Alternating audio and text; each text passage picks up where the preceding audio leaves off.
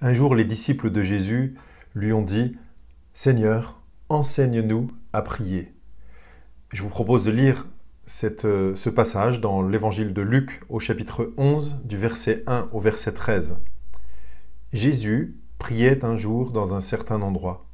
Quand il eut fini, un de ses disciples lui dit « Seigneur, enseigne-nous à prier tout comme Jean l'a enseigné à ses disciples. » Il leur dit « Quand vous priez, dites « Notre Père céleste, que la sainteté de ton nom soit respectée, que ton règne vienne, que ta volonté soit faite sur la terre comme au ciel. Donne-nous chaque jour notre pain quotidien. Pardonne-nous nos péchés, car nous aussi nous pardonnons à toute personne qui nous offense. Et ne nous expose pas à la tentation, mais délivre-nous du mal. » Il leur dit encore « Supposons que l'un de vous est un ami et qu'il aille le trouver au milieu de la nuit pour lui dire « Mon ami, prête-moi 3 pains, car un de mes amis est arrivé de voyage chez moi et je n'ai rien à lui offrir. » Supposons que de l'intérieur de sa maison, cet ami lui réponde « Ne m'enduis pas, la porte est déjà fermée, mes enfants et moi sommes au lit, je ne peux pas me lever pour te donner des pains. » Je vous le dis, même s'il ne se lève pas pour les lui donner parce que c'est son ami, il se lèvera à cause de son insistance et lui donnera tout ce dont il a besoin. Et moi, je vous dis, demandez et l'on vous donnera. Cherchez et vous trouverez. Frappez et l'on vous ouvrira. En effet, tous ceux qui demandent reçoivent, celui qui cherche trouve, et l'on ouvrira à celui qui frappe. Quel père parmi vous donnera une pierre à son fils s'il lui demande du pain? Ou bien s'il demande un poisson, lui donnera-t-il un serpent au lieu d'un poisson? Ou bien s'il demande un œuf, lui donnera-t-il un scorpion? Si donc, mauvais comme vous l'êtes, vous savez donner de bonnes choses à vos enfants, le Père Céleste donnera d'autant plus volontiers le Saint-Esprit à ceux qui le lui demandent. C'est un texte magnifique qui nous encourage à la prière. On peut y revenir régulièrement, je vous y invite. Vous pouvez même mémoriser le lieu où il se trouve, Luc chapitre 11. Les disciples ont remarqué que Jésus priait sans doute beaucoup mieux qu'eux. Ils ne savaient pas vraiment comment prier, ils étaient un peu déboussolés, et c'est un peu souvent notre cas, non? Alors ils s'adressent à Jésus et ils demandent comment prier.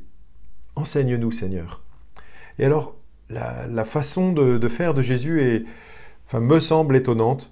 Il n'a pas pris un tableau, il n'a pas fait un cours sur la prière avec petit 1, petit 2, petit 3, des choses comme ça, mais en fait, il leur a donné un modèle de prière. Et il leur a même dit, quand vous priez, dites. Et c'est le Notre Père. C'est vrai, les chrétiens évangéliques n'ont pas beaucoup l'habitude de prier le Notre Père comme une récitation, comme quelque chose de par cœur, mais on a quand même de quoi s'inspirer. Quand on est un peu à court dans la prière, on ne sait pas trop quoi faire, comment prier, pourquoi pas s'inspirer de cette prière, y penser. Beaucoup ont remarqué la chronologie. On s'intéresse dans cette prière d'abord à Dieu, c'est tourner vers Dieu, puis ensuite vers nos besoins. Et alors, sans rentrer dans tous les détails, je veux juste mettre l'accent sur le point qui, dans notre groupe biblique, quand on a étudié ce texte, a été le plus difficile. Eh bien, peut-être vous en êtes déjà douté, c'est « Pardonne-nous nos péchés, car nous aussi nous pardonnons à toute personne qui nous offense. » C'est bien de penser à ça dans la prière, d'avoir cette attitude de vouloir pardonner en fait. Pardonne-nous Seigneur, car nous aussi nous pardonnons. Et c'est pas toujours facile, mais si on y pense, quand on est en train de prier, c'est bien de pouvoir savoir que le Seigneur nous demande de pardonner aux autres. Ça va? Vous n'avez pas de problème de ce côté-là? Vous n'avez pas de difficulté à pardonner quelqu'un? Vous êtes en paix avec tout le monde ou c'est un peu tendu?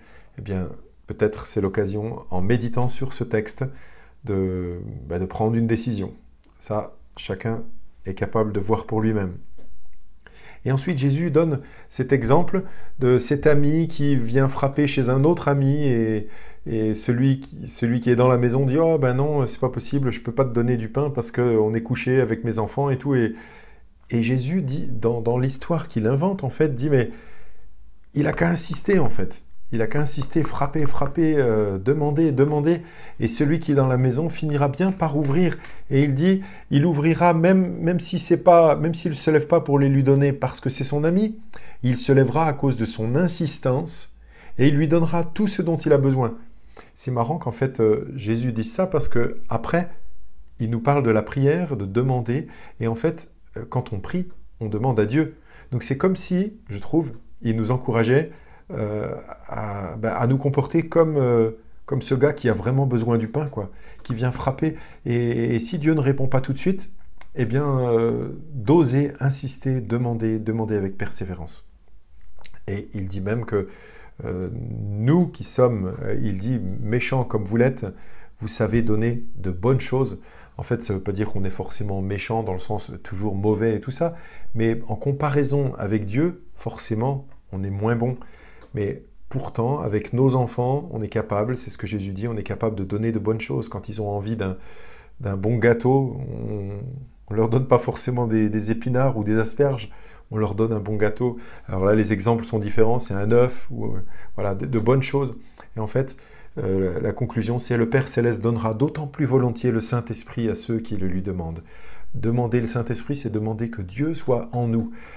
Une autre, dans un texte qui est équivalent à ce passage, dans un autre évangile, il est dit, au lieu de donner plus volontiers le Saint-Esprit, il est dit, il donnera de bonnes choses à ceux qui le lui demandent. En fait, nous pouvons demander à Dieu. Eh bien, je vous laisse méditer là-dessus. Est-ce que vous demandez à Dieu et avec persévérance? Je crois qu'il y a beaucoup, on a beaucoup à gagner si on persévère. Et je conclus en relisant. Demandez et l'on vous donnera. Cherchez et vous trouverez. Frappez et l'on vous ouvrira. Bye bye, à bientôt.